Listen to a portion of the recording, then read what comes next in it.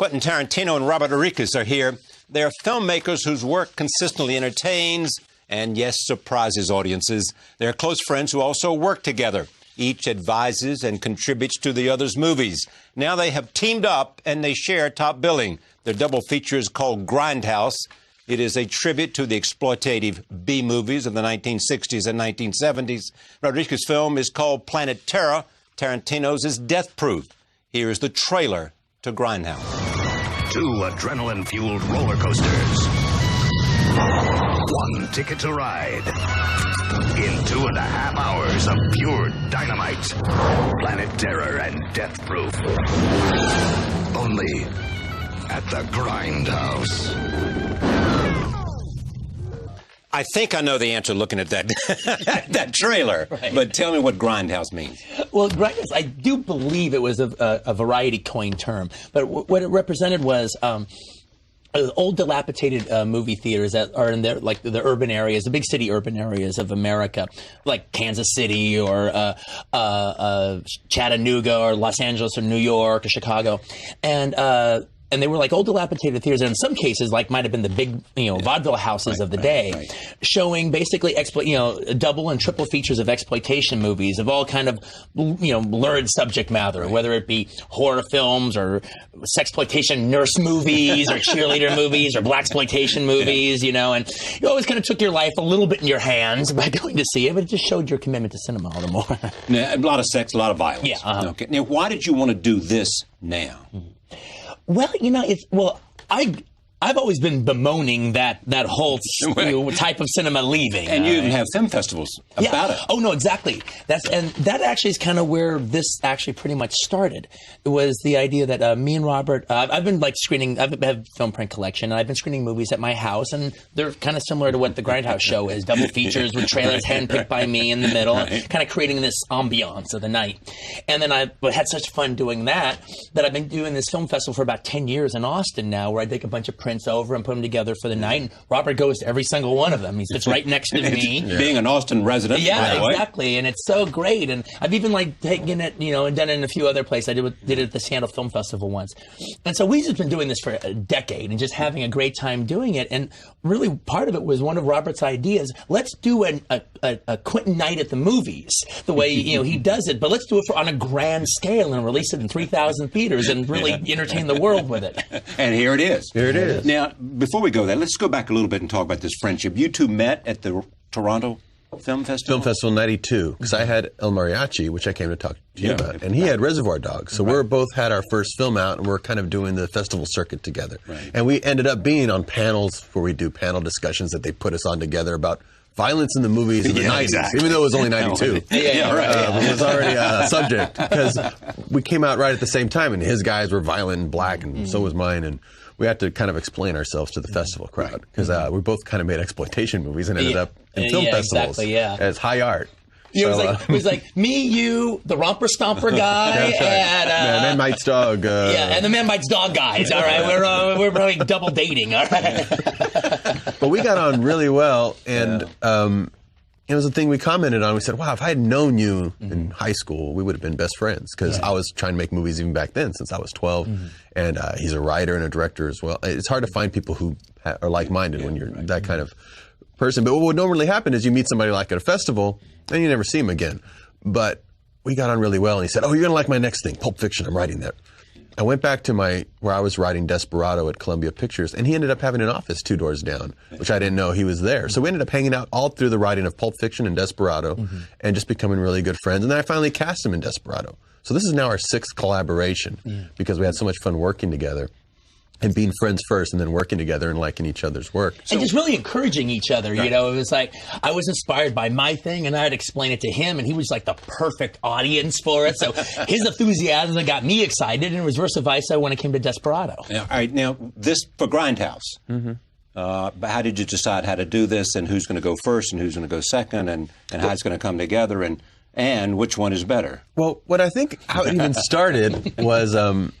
I had just done a 3D movie. 3D movies had been dead for a while, and I did a movie for Spy Kids 3D. It did really well. I remember going to the theater and putting on glasses, and I thought audiences might get a kick out of it. They haven't seen it since the 80s.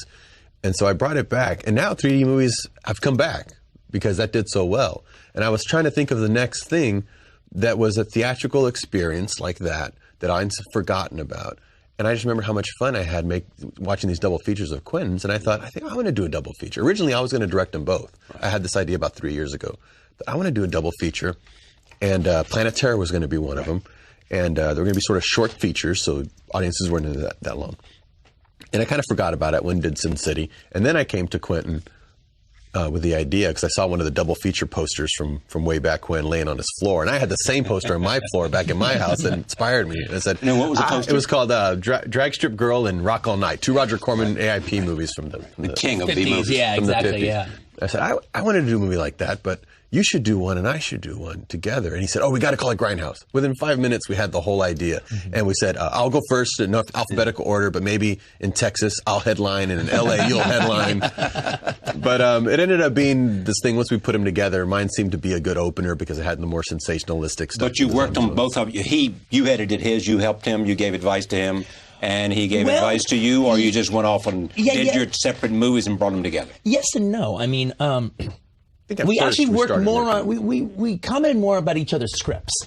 That was where it actually kind of like worked out more. I moved into his guest room to write mine. And we kind of hung out during that period. Yeah, and then when he shot his first, so I was actually on his set like a lot. And he was kind of grooming me to be my own DP. So he was actually telling me to like operate second camera, so I'd get like used to it and get familiar with it. And it was actually kind of just fun. I would just I would hang out there, and it's like all of a sudden if I saw an actor was getting distracted while Robert was working on something, I'd run lines with them, or give them a little coaching or something like that, and send them up to act in front of Roberts. It was fun. Tell me what Planet of Terror is about. Planet Terror is.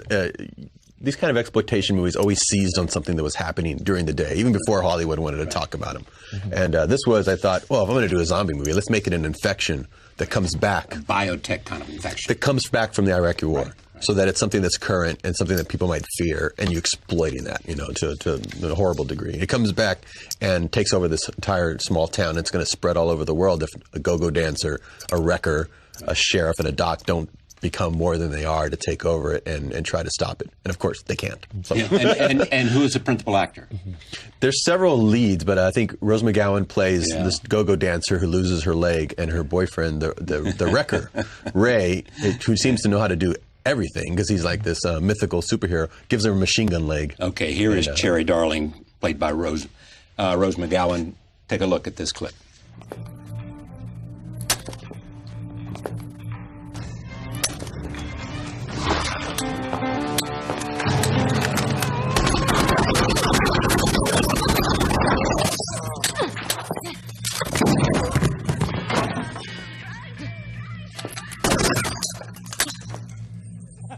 Wait, let's do that. That was your idea? That was my idea of the radio. When I was doing the scene, he goes, I was filming it, and he comes back because he's watching the monitor. I shoot in HD so that everybody can see really clear the monitor. And he's looking at the monitor, and he can see so clearly, he can see the radio way in the back. He goes, did you notice that in the framing you got the radio way back there? It'd be a great little button if she shoots the radio. I go, what radio? I can't even see it on the set. I look on the monitor. Oh, now I can see it. You shoot everything in HD? Yeah. And so what I did with this, that was the whole idea. I thought, this will be great. I'll shoot digital, but I'll use my special effects to make it look like an old film print from the 70s.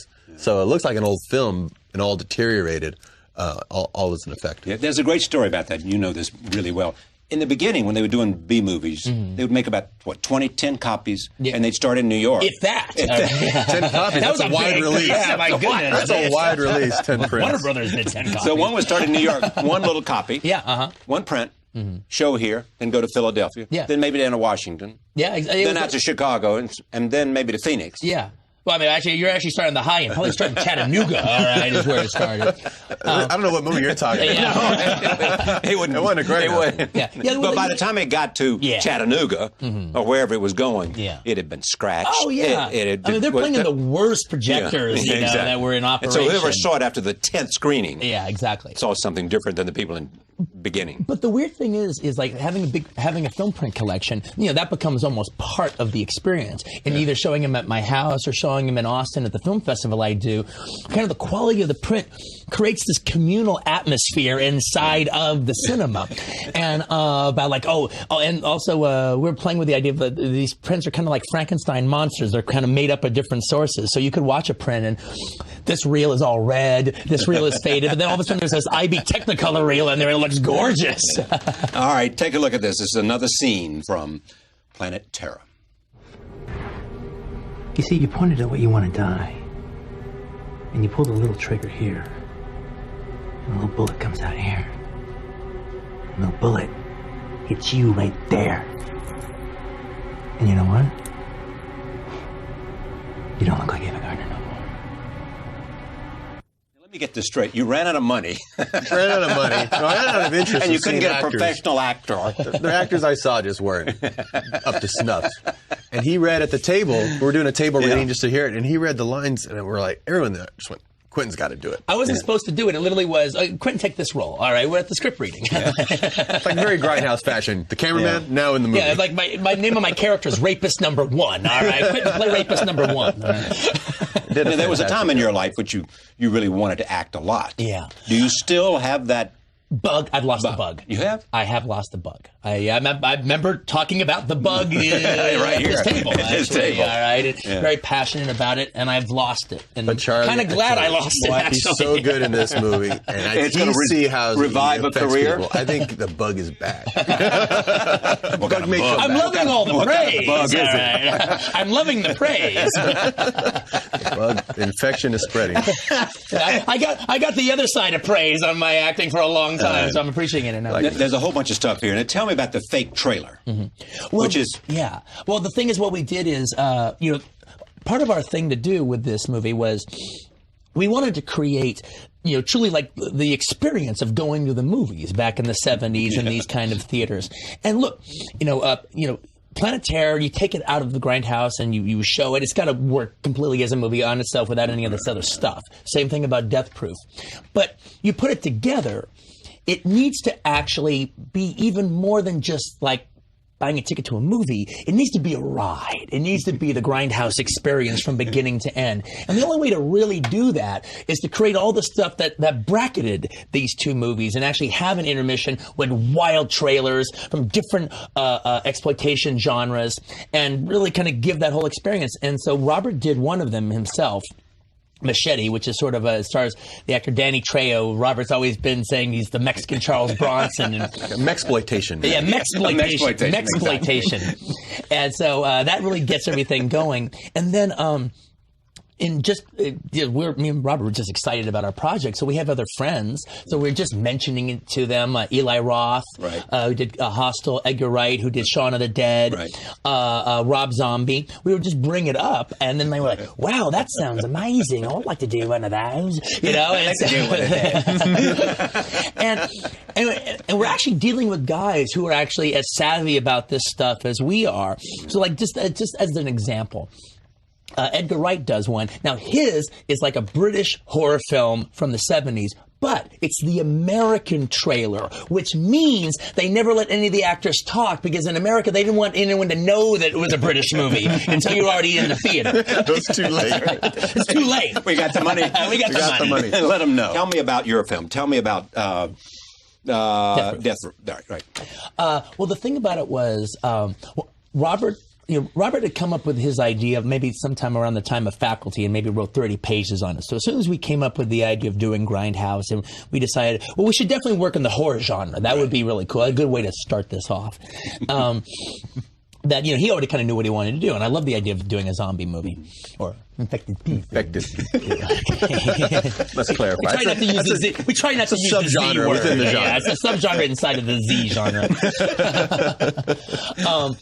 I had actually just got through rewatching all the slasher films because it's kind of what I do. I'm like, it's like I'm going for my professorship in cinema. The day I die, I've graduated. All right, that's one of your great lines. By the way. Thank you. You will be learning until the moment you breathe your last breath. That's it. And part of the way of doing that is picking a director, picking an actor, picking a genre, and just kind of reworking, looking at them all again, writing notes, maybe for a future book or something, and putting it away and starting on something else. Anyway, I just finished doing the slasher thing. And so I go, I want to do a slasher film. But then it hit me that the things that I like about the slasher films is structurally anyway, they're exactly the same. And that's actually what's kind of good about them is you can look at them as one big giant group. And I go, well, that's a little too self-reflective, all right? The movie's got to have its own pulse, its own heartbeat. It's my movie. So I decided to try to do with slasher films what I did with heist films in Reservoir Dogs, which is my own crazy cockamamie version of it. And then I remembered something I'd heard a long, long time ago that's, I'm a writer. You hear stuff, it's in a locked room until the room gets opened, all right? And this is 10 years ago. Yeah. I used to have this indestructible feeling about myself, all right, especially before I'd ever done anything before, because I figured, look, God put me here to be a filmmaker. He gave me this stuff. He's not going to take me out of here before I've done something with this stuff. A film he likes. Yeah. Or she likes. Yeah, exactly. And so I never worried about dying in a car crash. I never worried about dying in a plane crash. I'm from Los Angeles, earthquakes, poosha, who cares? So yeah, I'm here. I've got a mission. I'm here to do something. Well, after Pulp Fiction, I thought, you know what? Maybe I did it.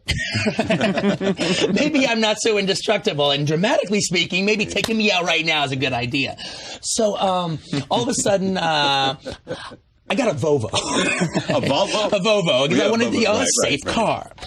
Well, I remember talking to somebody about that, worked in movies, and they said, well, you know what you can do? I go, what? You can buy any car you want and you give it to a stunt team, give them $10,000 and they'll make it death proof. Well, that just always stayed in my mind. I always thought that was an interesting concept. So then when I was thinking about a story, I'm like, well, what about a guy? He's a killer. He's like the boogeyman, except, he's human. He's not a supernatural figure. He's maybe a demented stuntman, and maybe he has a death-proof car. Maybe he's Kurt Russell. Yeah, maybe he's Kurt Russell. And the whole idea was, there is this whole sexual thing with some people about car crashes. They've worked into a sexual thing. And I go, well, what if he had a death-proof car that he could get into any crash he wanted, all right? It would be this sexual rapist-like experience, but he's going to survive the crash because of his car. And then it was like, well, that's it. That's my slasher film, except he's got a car instead. And that's my sexual metaphor. It's everything.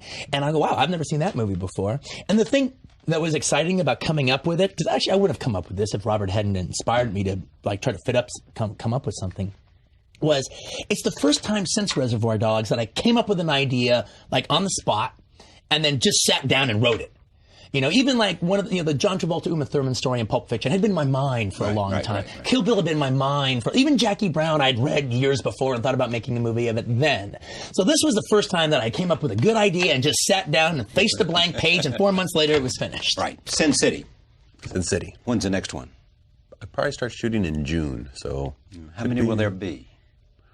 Might do 2, and then do maybe a series. We can then put on television series. Yeah. We can then put on DVD. It did very well, didn't it? Did really well. Yeah. I love it a lot. How do you explain it? I mean, how to explain the success of it? Success, yeah. It's one of those filmmaking, but what's the thing that brings them into the theater? No, when I had the idea to do it, I'd been collecting that comic for a while. I looked at it, and I'd been a fan of it for 10 years, and I thought, I know how to do this now with the effects that I can do at my studio. I don't know if audiences are ready for it. It might be a little weird. It's black and white. It's anthology. It's voiceover. It's all the things you're not supposed to do in a movie. But I really feel like I want to make it. People might not discover it till DVD. But people got it from the first trailer. People just wanted to see something new. And I think that was the idea we had with this as well. Is that Have you seen 300? I haven't seen 300 yet, only because I've been so busy. But I've been telling Frank, I will go see 300. But that was a product of something like Sin City. I mean, those kind of movies are a product of the risk we took on Sin City, and they pay off. And I think it creates a whole nother way of telling a story visually. Right. What's next for you? Well, it'll probably be, I can't imagine it won't be, it'll be this Dirty Dozen style World War II thing. Oh, that that's I've been right. talking You've about been for a thinking long about that time. for a long time. Yeah, I've been writing on it for a long time. And what's the title? Inglorious Inglorious, Bastards. right. And the only reason I hadn't done it yet is because it just expanded into such a thing that it literally was I was writing a novel. All right. Well, now I can't reveal it, but now I know how to do a novel. All right. And I think you can do that now. All right. In cinema or even on television. So actually, in a weird way, the public's general interest in entertainment and the way it's done has caught up with what I always wanted to do with it. Because at some point I almost abandoned it and I'll just have to turn it into a book. Yeah. But now, I mean, I could do it as a miniseries. I could do it as anything. Beyond Inglorious, is there some other great idea that's banging around there that you've been wanting to do, but the time is not quite right? Oh, that's a good way you threw a little twist right at the end there that changed my answer. Let me give you two quick answers on that. One, Inglorious Bastards is the next big mountain I need to climb before I can see the other mountains. I need to be who I'm going to be having done that, and then I'll have other horizons to cross. Having said that, I can't, if there's one genre I think is the most disreputable genre out there and I never want to have anything to do with it, it's the biopic. I can't stand the biopics. Never seen one you like? Not really. All right. They're all just showcases for actors to win awards. All right. And mostly because they want to do the story from beginning to end. Right. So, but I would one of these days love to do the John Brown story. Yeah, he's one of my biggest heroes of all time. And I'd actually like to play John Brown because I think I even kind of look like him a little bit. But I'm actually thinking that maybe that might even be the last movie I ever make. I'll be 59, 60. I'll look the right age. I'll be the right age. And so, but that's like an Unforgiven thing. That's now, why is he such a hero? Because he pretty much ended slavery all by himself and was, and like all great patriots was tried for treason. And, he's the only white man who has ever earned a spot on Black History calendars. All right. And it's just, they're looking you in the eye. Nobody saw slavery the way he saw it. And just, hey, if we have to start killing people to stop this, then they're going to know what time it is. And I love him. He's my favorite American of all time. Great to have you here. Great to be here. Thank Great you, to Robert. be here. Pleasure. Thank you, sir. Thank you for joining us. See you next time. Grindhouse in theaters, April 6th. See you next time.